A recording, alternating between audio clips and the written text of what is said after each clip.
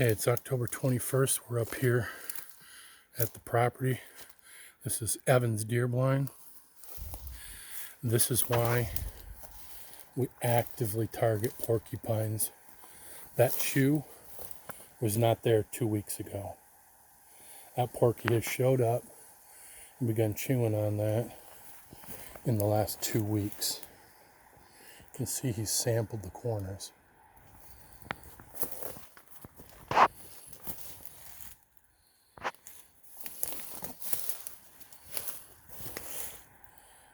That's pretty much the extent of it. So this is the main trail coming up into Evan's food plot. Here's the hill that I planted into clover. It is looking great. But I mean, look at the rest of the food plot, guys. Is this not an oasis in the middle of the forest? Again, there's his deer blind sitting on top of the hill.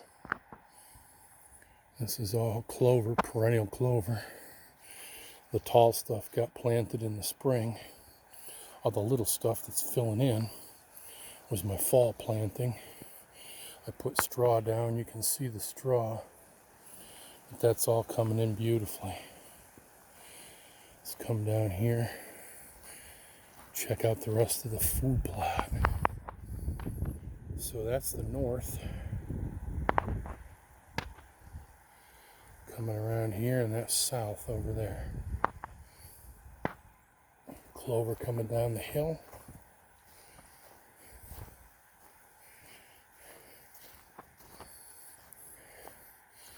And then this bump out back here is also perennial clover. And that is looking nice too. Filled in extremely well. This is your secret spot from Whitetail Institute. Going in both directions. This is my food plot. There's a partridge over there. There were 6 partridge out here. They're all over there in the tree line. There goes one back there. Scared the crap out of me. So, okay, you can see that it's doing well. Food plot's looking good. Trails planted into clover. Coming around this direction. Clover back that way a ways. And then partridge going all over the place. There's my blind all brushed in. The sniper's nest. Okay. You can hear them. I mean, there's a lot of them around here. I think it's like mating season or something. Okay, we're at Ned's food plot. Here's his rifle blind. Swinging around. There's his food plot. He fenced it off, trying to do a little experiment to see if we can keep deer out of it. And I'll show you in a second. It's not working because there's deer tracks in the center. There's deer poop in the center. They're clearly mowing that down. Particularly the clover over there. But food plot's still looking good. Right there's his muddy blind. That's his archery blind right there. So this fence will come down probably sooner than later. Okay. On to the next one. I'm on the inside. And what do we have here? Deer tracks. You can tell it's been eaten down. There's deer poop. Big old bunch of deer poop. All over the place. On the inside. So the moral of the story is what? Next time I guess you're going to have to electrify it.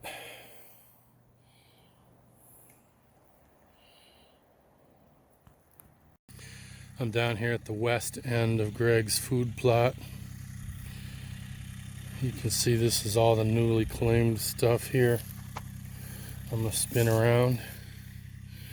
Pretty well beaten path right through there. Couple of them dumps right out into here. So you can see through all this dead grass that I left, there is stuff coming up through it. Where I threw down the topsoil, obviously it's the best. And then the rest of the plot is looking good, even that other end. So kudos to this year. I'd say from the way it's been in the past, that's a win. Here's Mike's plot. It's looking great. I just spooked a deer off of there. I saw his tail go flagging through there. Damn it. I gotta pull these cards. Let's hope I didn't ruin things.